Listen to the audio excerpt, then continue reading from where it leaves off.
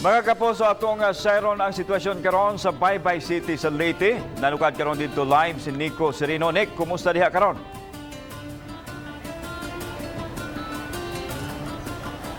Yes, Lan, pagdayon ang pag-abot-abot sa mga hinabang alang sa mga nabiktima sa kalamidad nga nahitabo dinhi sa Baybay City sa probinsya sa Leyte. Nakita karon mahimutang, Lan, dinhi sa Baybay City Senior High Campus sa ilang gym ni mga orasa kun diin maghimong storage area sa tanan nga mga hinabang nga nangabot alang sa mga nabiktima sa pagbaha og halapad nga landslide nga nahitabo dinhi ning maong dakbayan.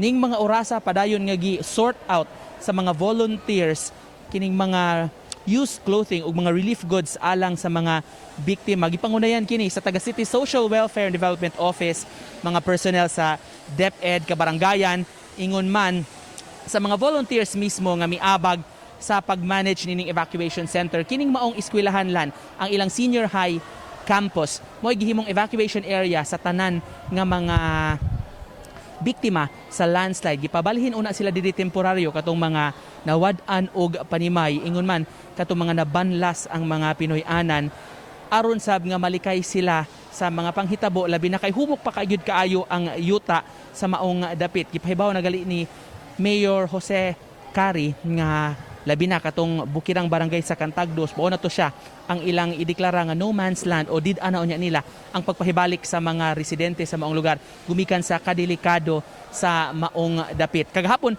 nadeklara na o napaubos na sa state of calamity ang dakbayan sa Baybay aron nga magamit sa kadagkuan sa kagamhanan ang pondo nila aron itabang sa mga residente. Padayon sab nga nanawagan ang mga residente o kinsa may makahatag og hinabang sa ilang pagbangon human nining nahitabo nga trahedya. Mo kanang latest gikan dinhi sa Baybay City, Lan.